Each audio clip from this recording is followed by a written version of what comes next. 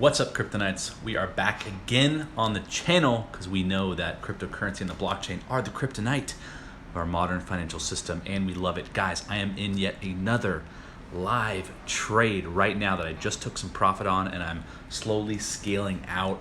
I may possibly jump out based on what we see right now, actually what's happening in the charts. I've also been trading the NASDAQ a little bit, guys, and there's been some crazy, you guys are gonna be like shaking your head at me like, Tim, like, man, like I had some opportunities that I blew, but like it's okay because it's not, you'll see what I'm talking about. But anyway, I'm in this nice Bitcoin trade right now, this short position that I currently just took some profit on, and based on what's happening, we'll see. I might, if it breaks above that resistance, I might take some more profit. So without further ado, let's take a look into the chart so you see what's going on. All right, here's my short position. As you can see, let me back it out a little bit. We're here on the 15-minute chart, so let me just back it out to the hourly. All right, so as you can see, guys, we had broken down. We were consolidating in this range right here for a little while. We were looking pretty weak.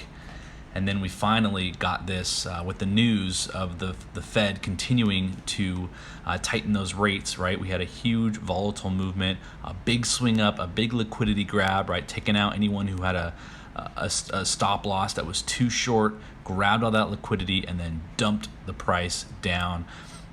Unfortunately, I was actually asleep during all this, unfortunately. I stayed up way too late.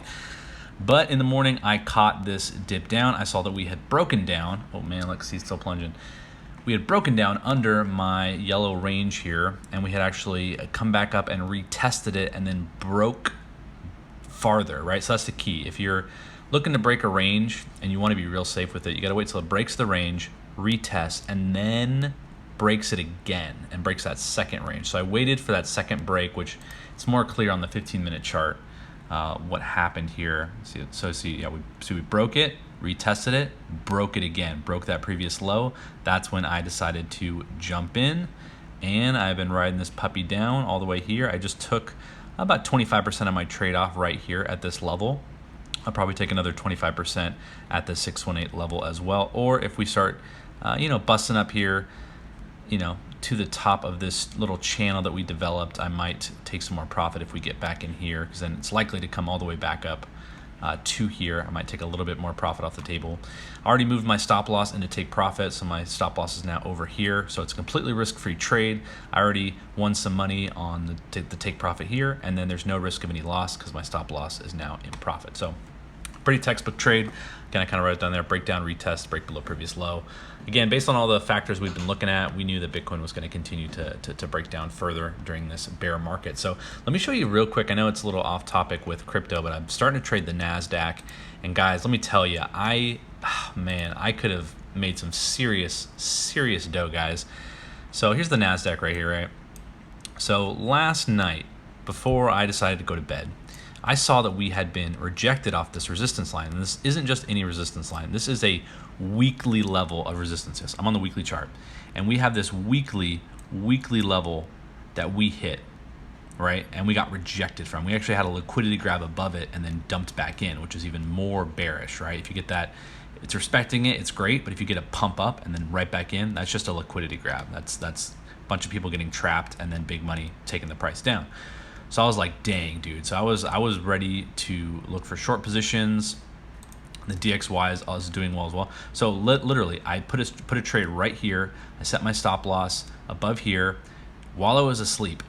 One liquidity grab, took out my stop loss before dumping the price down. So pretty frustrated. I think if I had been awake for this, I would have more than likely, I might have still gotten stopped out of this one, but I would have immediately jumped back into a trade the moment I saw this liquidity grab, and then bam, right back in there. So yeah, missed out on that move, unfortunately. But guys, it gets even worse. So later on in the day, I decided to take this short position based off this head and shoulders pattern that I was seeing playing out at this big resistance. I was like, yeah, we're going down. This is going to be a big dump, right? Even I thought we were going to come all the way down to this support line on the NASDAQ. So I take this short position right here, right? And I'm in profit. I'm probably around right here. But then, as you guys know, I do Instacart, right? And because I haven't, my trading isn't at to a point where I can fully have it take over my income. My plan eventually is to have trading be my main source of income because I freaking love it.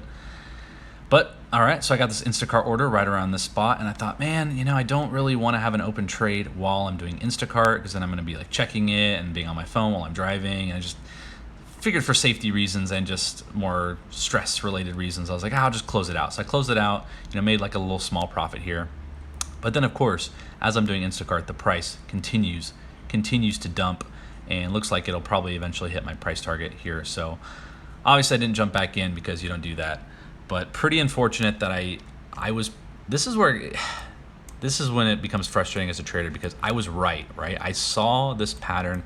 I was right about getting rejected here. I was right about the short position, but it's just all in the sort of semantics of, I wasn't aware of that liquidity grab that was going to happen, and I wasn't awake for it.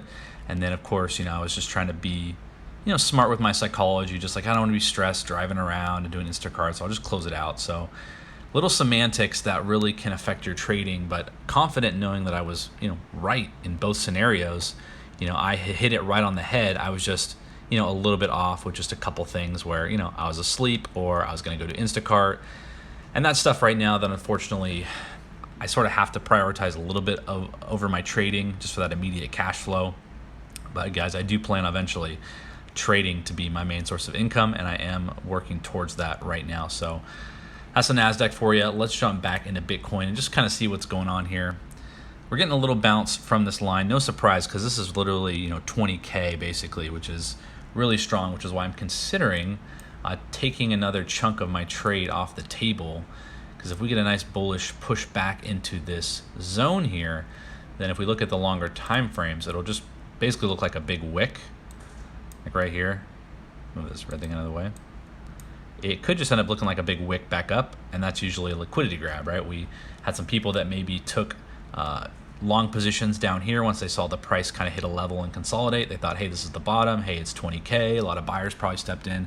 And then they're like, no, we're going to dump the price one more. We're going to take out any last stop losses, and then we're going to shoot back up. So that is why if we do break back into this range, I'll probably take some more off the table, just because it'll probably likely, at very least, come up and retest this range. In fact, I might even get into like a short scalp long position and ride it up to this range here and like a little long kind of scalp trade while keeping my other short position open, expecting it to get rejected here and then maybe come back down. I think we're all expecting lower price targets, but you never really know what the market's going to do. It always throws you for a loop. So now as far as Ethereum, actually no, let's forget Ethereum. We're going to check the DXY because the DXY is really what's important here.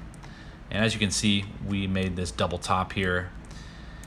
We have been coming down in this sort of, little bit of a downtrend, but it looks like we literally, got support, big hammer candle, broke through this trend line, broke the previous swing high. So, and of course, this has to do a lot with what the Fed's doing with trying to curb inflation, and so they're racking up the interest rates, and so you see the dollar performing well as they're trying to stop inflation, at least short term. I think eventually they will turn the printers back on once they try to conserve some of the people in the offices that they're trying to keep in office right now. I'm not going to get into that, but it does play a role in some fundamental technical analysis. So DXY looking bullish. We'll see if we get another rejection at this line and then down, or if we break through it, retest and continue. That'll kind of determine where Bitcoin is going to go from there. Ethereum, no surprise, just like Bitcoin dumping. You can even say head and shoulders right here. So we could be seeing some lower price targets for ETH as well. Again, I don't trade ETH too often, but we'll see. I might. That's looking pretty bearish here. Maybe if we get a retest, I might take a trade off there. A lot of things going on in the trading world. I'm excited, guys. My trading is continuing to improve every time. Obviously, still little mistakes here and there, and little things that are out of my control. I'm not awake during all hours of the day, so sometimes I miss these different moves that happen. But I try to remind myself that there's plenty of moves to be made, so I don't need to freak out or FOMO getting into bad moves, because there's going to be plenty more down the road. So I've been real picky about my entries, eliminating a lot of my bad setups that I was taking, and that has definitely improved my profitability. And I'm excited about that. So guys, as always, again, I'd say one last thing for my bias. If you're looking to get into a position, I should cover this real quick. If you're looking to get into a position on Bitcoin, I would not recommend getting in right now, unless you want to take a little long position, actually, which I might do here in a second. Definitely don't. Definitely, I would wait for a pullback and a rejection off a moving average, even on the longer time frames, probably. So definitely do not. Oh yeah, look at that wick right there. Yeah, don't short Bitcoin right now. Is at a very strong support level at 20K. So if anything, I would be looking to maybe take a long position when it breaks back up into this range. Wait for a rejection, maybe even off like the 1 hourly. Look how far we are probably from the 21. Yeah, we're pretty far from the 21. So wait for, it's going to push back up, I'm sure. Retest some other levels here. Wait for the 21 to come down. And that's when more of a decision will be made. So yeah, don't be jumping into any short positions. If anything, you could take a chance on a long. I might pull some more out of my position actually right now because that's looking very bullish, like we're going to see a pump here. Guys, as always, make sure to save your money, grow your money, buy some Bitcoin, because we all know that fiat currency is going to zero. It's the ultimate meme coin, really. Guys, I'll see you on the next one.